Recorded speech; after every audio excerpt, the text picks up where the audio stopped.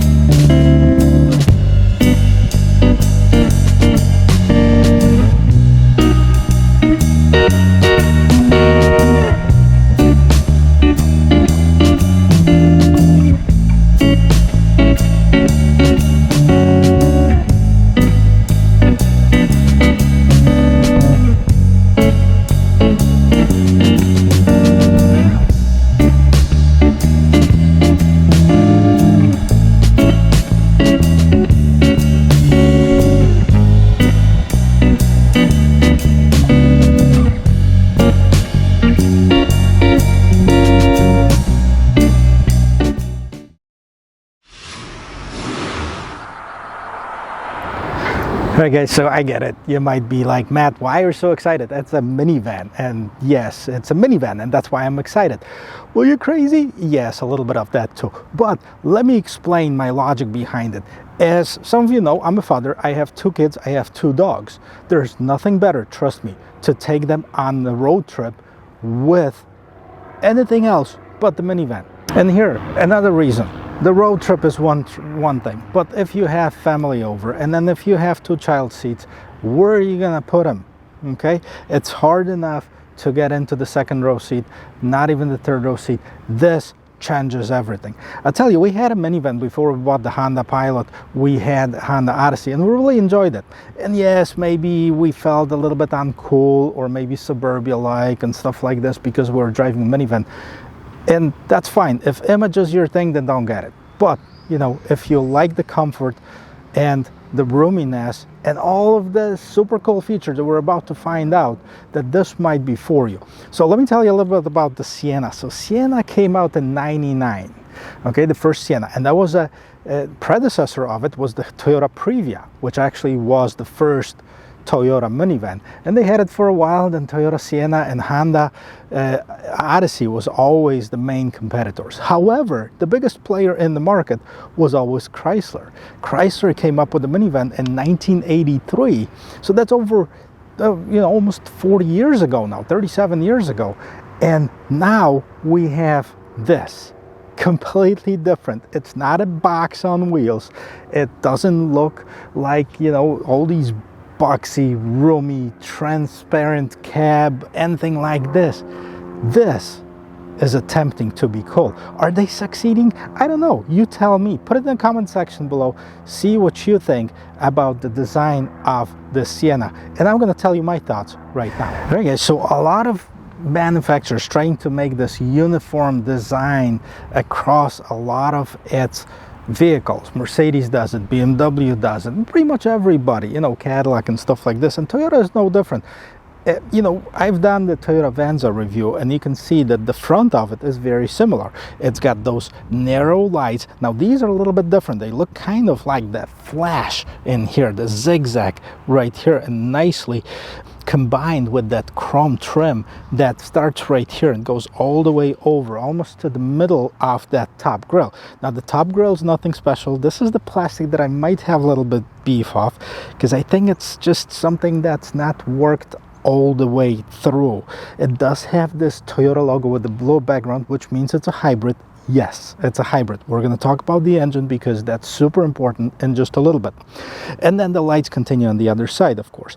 Now again, this part right here, I think they could be a little bit better. You know, this black mesh grille, I don't dig it. Honestly, there should be some accents in my opinion, whether it's a, you know, chrome or polished aluminum or something to kind of break up all that black blob in here. It would be nice. At the bottom of it though, there's a little bit of a different design of the grille, chrome piece right here, and then this lip spoiler that kind of extends out just to kind of break up that design. And the hood, I mean, it's pretty simple, nothing to it. It's kind of nicely designed and it fits right into this minivan, but you can't mistake it for an SUV.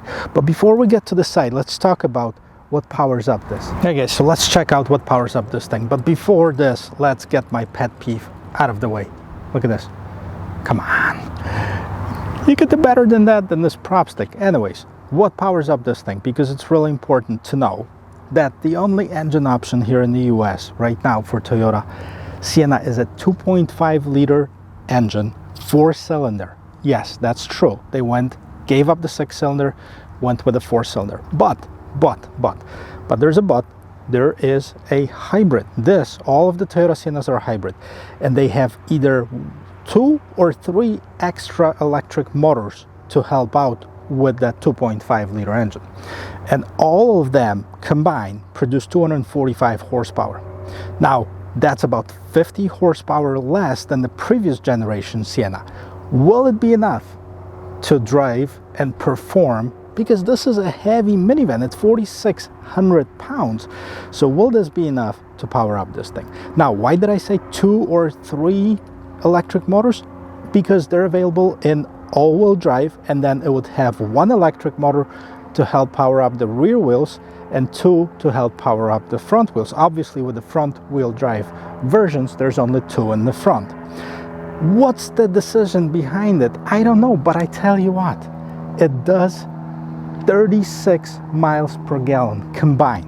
This is insane. It's almost double its competition, and it's the only hybrid that's available. Now, Chrysler Pacifica's got a hybrid. It's a plug-in hybrid. It's a completely different game. And Kia Sedona, there's rumors that they're coming up with the hybrid next year. But until then, this is the only hybrid in its class. It's combined with, and then there's a lot of people gonna have a problem with it, an electronic CVT transmission. So we're gonna see of how that drives, how that performs, because a lot of people don't like that drony whine that the transmission makes and no shifting of the gears. Right, so this is where we can see that there's no hiding. It is a minivan. I mean, there's nothing wrong with that, and they did try to hide this design a little bit by breaking up especially the body line, especially that curve right here in the back. Now we've seen a little bit on the Venza, we've seen a lot on the Highlander. Highlander literally sticks out a bunch, and some people like it, some people don't. I'll leave that up to you. You be the judge of it. I particularly don't mind the little one. The big one might be an overkill as far as that curve. This is what I'm talking about in the back. Now this one sits on 17-inch wheels, but they are available with as big wheels as 20-inch wheels, and I'm actually glad that this one doesn't have it, because in many cases, especially on cars like this or vans like this, it compromises the ride quality and it's not as comfortable as these. So I'm very happy that this one doesn't have it. There is a hybrid badge right at the bottom of it. The mirrors are color coordinated with the rest of the car. They do have a little of a blind spot notification right on the mirror here. Of course, it does have this keyless entry with locking and unlocking. The mirrors on this one don't fall down. You have to get the higher version of it. You unlock it by sticking your hand inside of the door handle, and of course the rear door is automatic, but you can open it 2 or 3 ways, 4 ways really, because you can open it by just pushing on the door handle. Well, we need to unlock all of the doors. You pull on the door handle, the door opens, pull on the door handle, the door closes, and let's see something. Okay, I haven't checked it, so please. Oh yes, okay, it does have the sensor, so if it hits something, and it didn't really hit me hard, but it stops and it reverts, so the little hands of the kids, they can't get caught in here. Okay, so let's close it, because I want to show you one other thing that this car does. Let's say you're coming back from shopping and you have your hands full, maybe you're carrying 2 kids and kind of hanging on to the grocery bags. All you have to do is come up here and you swing your leg underneath here, and here's what happens. It does have the sensor not only in the back for the back gate, but also for the middle row seats. So while we're here, before we get in the back, let me jump inside. Guys, there's tons of room. I mean, as you can see, maybe you can't, but make it bigger, zoom out on your screen. But I probably have a good 10 inches here before I would hit the front seat. Those seats, by the way, are adjustable. Now this one doesn't have, but it's available with like this little knee support, the ottomans, basically, that pops up, and you can recline the back of it and then be very comfortable inside of one of these. I'm going to show you a close-up of it in just a little bit, but I want to also see of how that seat moves. Okay, now that I have this pulled up, look how much room there is. Now you can also, of course, fold this seat down like this and move it a little bit further, and you can literally, without any obstacles, jump into the back. And what I also like about those, look how low it sits to the ground, so there's no step over, so you don't have to climb up, you just walk right in to this minivan. To do it, here, take a look at the key. This is a special key for the Sienna. As you can see, you can have lock, unlock, and both sliding doors, as well as the power button for the gate. You hold it, it opens up. We'll see how much room there is, and there's also that blue Toyota logo, and nothing on the back here. So let's hit that, let's open it up. All right, now that it's open, I have enough room above my head, which is always a plus, and you can adjust that, I believe, maybe not on this model, but on the other ones. And let's see how the seats fall down, because that's where the big difference is. But before I fold the seats down, I want to find out how much room there is right inside of here. Okay, remember me doing that with the Odyssey? I mean, I don't see a big difference. I think that there is just as much room here as in the Odyssey, although it seems like it just has just a little bit less room, at least on paper, than on the Odyssey in the back. Big enough on my, well, all right guys, I'm right back here, but I want to show you of how these seats fall down, how easy it is. See, there's number 1 right on the back of here. All you do is pull it, and the seat will fold in here. How easy is that? I know Honda was the first one that came up with the magic seat, but I know Toyota perfected it for this here.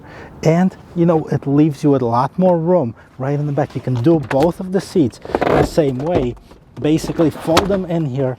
Okay, right there, you can have tons of room in the back.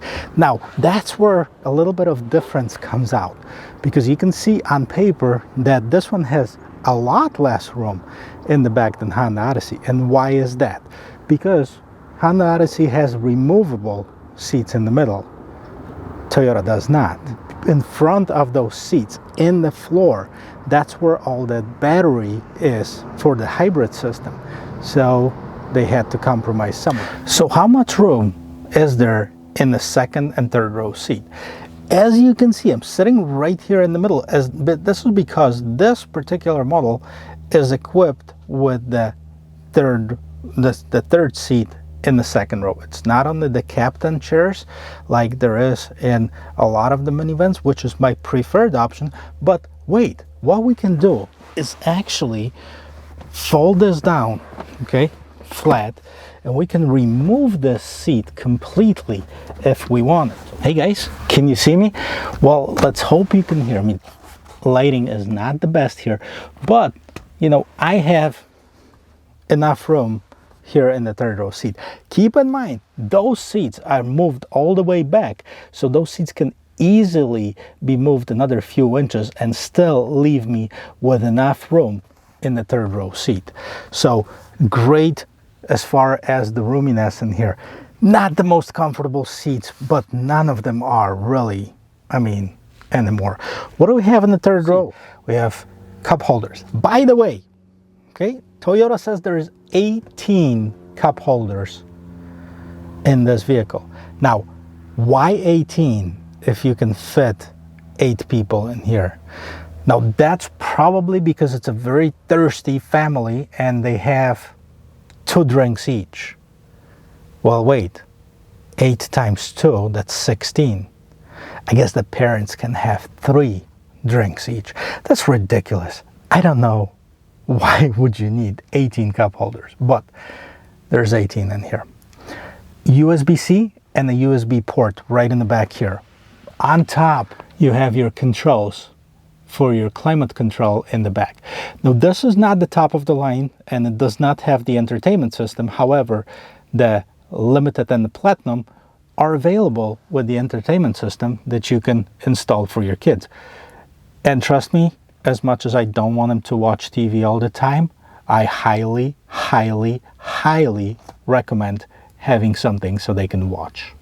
USB-C and a USB. Okay, so this is it. Now, the higher end models are available with a vacuum cleaner and a refrigerator. This one is not.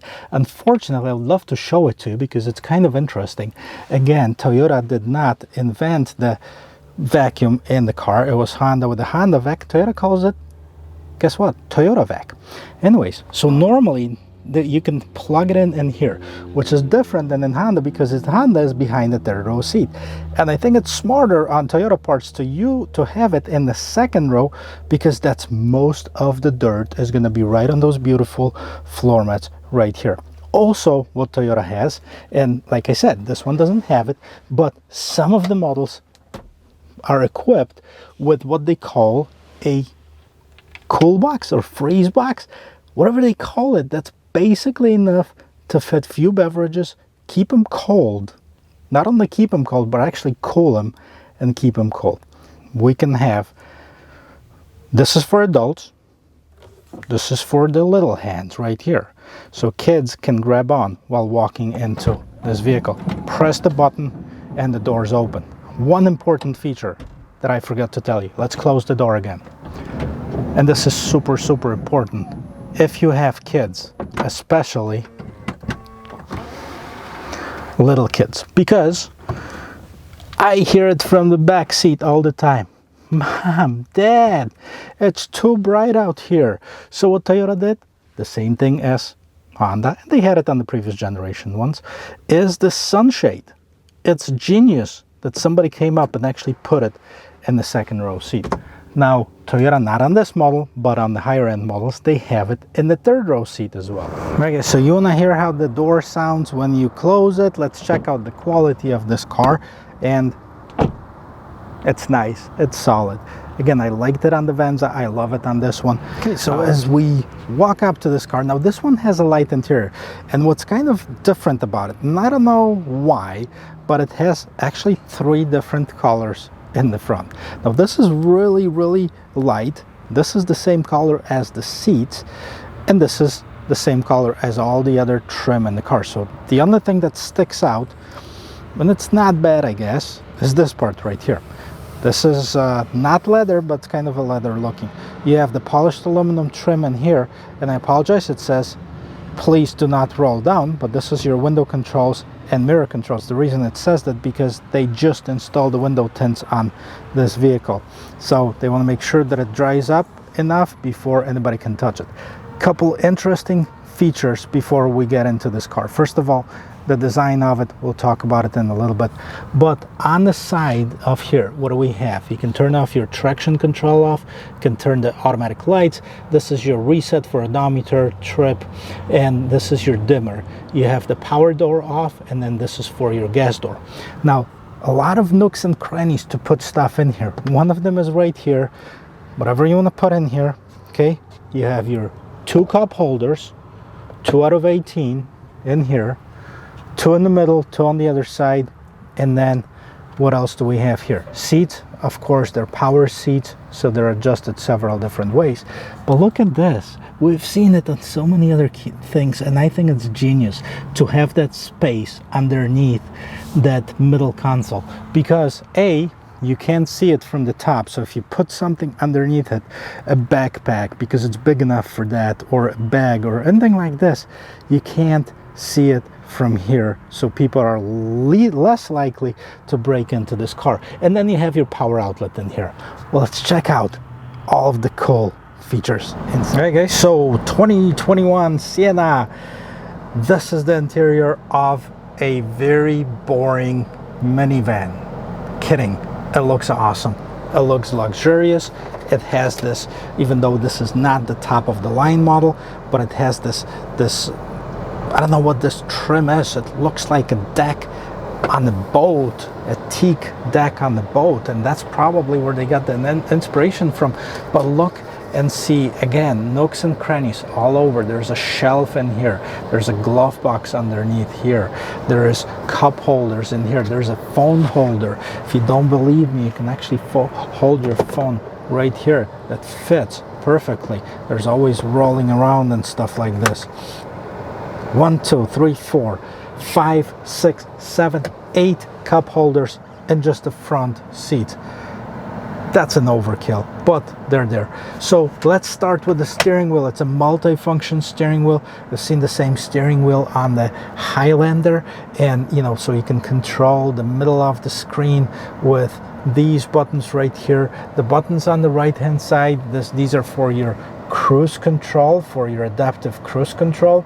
And the ones in here, this is for your collision mitigation braking, and this is for your lane keep assist. This is your cruise control. You can cancel and you can resume it. Now these are for your radio and mode for the radio as well. Big Toyota logo on here. This controls the middle of the screen, which, by the way, let's take a look and let's see what's here. Now, just like on the Vans, on the left-hand side, it doesn't have a tachometer, but it has the power gauge as well as the temperature gauge. And it says ready. You can't hear the engine running because it's not running. It's going to start off in the electric mode, and then it's going to switch on to the combustion engine, to the regular gasoline engine. On the right hand side, you have the regular speedometer, and then you have the fuel gauge at the bottom. And in the middle, you have this tiny little screen that you can customize, and then you can go through some of the settings in here. So there's a bunch of your safety options in here. Lane tracking assist. Now you have the collision warning, the blind spot monitoring, you have the rear collision traffic assist, you have the parking sensors. You can turn them on or off if you'd like to. My only pet peeve with this would be that it's so small, it's hard to read on here. Let's hope you can do it on the middle screen. And honestly, I mean, I wish they put this bigger screen. They already have it. They have the 12.3 inch screen, but they opted to go with the regular screen. But yes, so you can see, the battery engine. This is your home button. You can have your menu button that goes basically through a bunch of apps. I like that interface a lot with the white background. I think it's easier to read and easier on the eyes. We go to setup.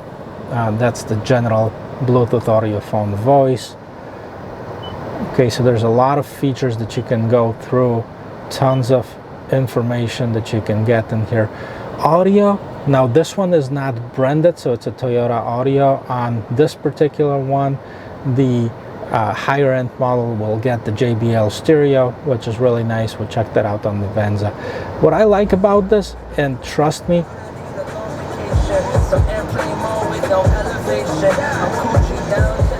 it's not bad. Not my music, but it's not bad. But what I like about these, and believe me, this is a big deal, okay? Power and volume. Push power, turn it off. Push power, turn it on. Do a volume, okay? I really dislike the buttons, especially if they're not touch buttons. You can deal with the ones on the steering wheel, they're cool. But as far as in the middle, I love it. And the tune scroll, as far as here, I like that. Maybe I'm on school, but I prefer that. All these hard press buttons are shortcuts for everything that you can set up in that screen. So the navigation is not installed on this one, but you can use your Apple CarPlay and Android Auto. Below that screen, you have your temperature display, manual controls. You can do it through the menu here for the climate control. So you can do all of this on the screen, but if you'd rather do it through the buttons at the bottom, you can certainly do that. This one has 3-stage heated seats, and the higher end models would be available with the ventilated seats as well. Shifter, regular shifter, not bad. I mean, it actually fits into this interior surprisingly well. And you have different drive modes: sport, eco, and normal mode. Basically, we're gonna try it in sport mode in just a little bit. Again, cup holders, more cup holders, and then you have a huge storage. Gosh, this is probably 15 inches deep. Hello, hello, hello, hello. It even echoes down there. So this is your minivan interior. How boring was that? Not boring at all. So there is several different trims available. LE model is the base model on the Toyota trim line, and it starts at about 34 for, you know, something to that effect. With the destination charge, it would bring you about $36,000. So it's worth mentioning because it's one of the highest MSRPs out of all the minivans in the market. So if you look at the XLE, which is the second step up, which is basically this one, it starts at $39,750, so just over $40,000. This one is about $44,000, $45,000. We'll put the list of equipment in the description of the video. XSE, which is the more sporty, it does have a little bit different grille and trim around it, it's $42,000.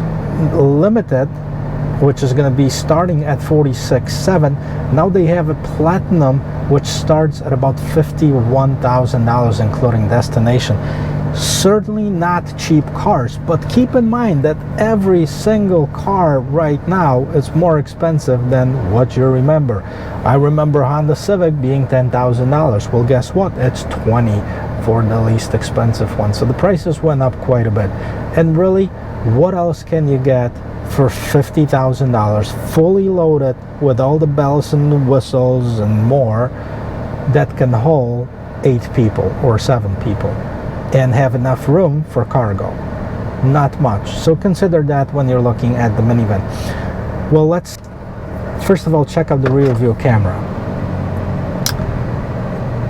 It's there. I mean, it has the lines. Do the lines turn with the car? No, it doesn't have the trajectory lines. I wonder why they've done it. This is a very basic and simple camera, and I would ding it for it for sure. Not liking it. The quality is okay, but just okay. So we're gonna do the turning radius. Now keep in mind, this is a vehicle that's 204 inches long, so it's a very long vehicle. So turning radius is gonna be how many parking spots? 1, 2, 3, 4. Wow, this thing turns on a dime. It really does. It's got a great turning radius. Okay, and I gotta tell you, I mean, it is so quiet at the low speeds. Now people are complaining about the engine noise and about the transmission whine. The CVT transmission, for those of you who have no idea what it is a transmission that basically doesn't shift gears. It's a continuously variable transmission, and basically drives kind of like a golf cart. When you hit the acceleration, you don't hear any jerkiness as far as you know, picking gears up and stuff like this. The drawback to it, that it's usually not as responsive as the regular, you know, gear transmission. So I want to take it on the road and check it out and see of how that is, and see if those complaints were valid. And we're gonna sum it up really quick. So far so good. I like the ride, and let's hit it.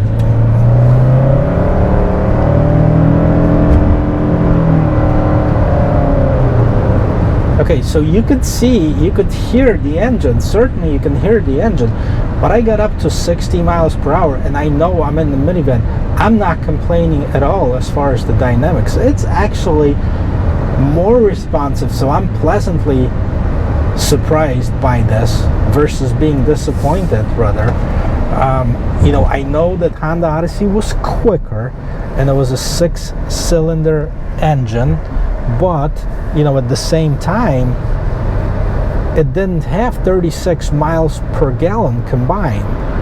So if you're going on the long trip, okay, you got the faster vehicle, but you're gonna cruise just past by them when they're filling up in the gas station, so you're still gonna win. Not bad at all. Not bad. Good job, Toyota, on really, I mean, yes, you can feel it's a 4-cylinder engine. There's no question about it. You know you're in the minivan, so there's no hiding that. But overall, very nice. And the turning radius, I'm very nicely surprised with this and how well it handles. The transmission, you could hear that engine roar went from nothing to, you know, to the point where it's not distractive, but it's definitely audible. You can hear that, and it's quite distinct, so, but not bad at all. So what I would say, you know, there's really only 4 players left in the minivan market. 4, 1, 2, 3, 4, right? I have the right number of fingers. So, in no particular order, Toyota is one of them, the one that we're sitting in right now, Honda Odyssey, okay, Chrysler Pacifica, and Kia Sedona. Nobody else makes minivans, unless, you know, some of the manufacturers make the commercial vehicles that are passenger vehicles, but they're not truly minivans. They don't have all these cool options like this one has. So there's not many choices if you look at this, and I think this one would be one of the top contenders. I haven't reviewed the Chrysler Pacifica, which just has been redesigned, and I'm hoping to get my hands on it relatively soon, so I'll be able to share my thoughts on that with you. But the Honda I reviewed, I really like that Honda, but you know, it's a refresh. It's not a complete redesign. What I'm really start digging is all this hybrid stuff. It's all this gas efficiency, environmentally friendly, without really giving up too much of a performance. And that would be my thoughts on this particular car. I would give it a big thumbs up. Great job, Toyota, on redesigning. The other one was nice, but hey, you know, almost 10 years with just a minor refresh. It was screaming redesign me, and they did it. They nailed it. I give it a big thumbs up. Guys, thank you very much for watching. That sums it up, all of this review of this Toyota Sienna. Thank you for watching. If you like watching videos like this, please consider subscribing to this channel. I post videos twice a week on Wednesdays and on Sundays, so hit that little bell button right next to it so you don't miss a video when it comes out, and I will see you in my next video. Cheers.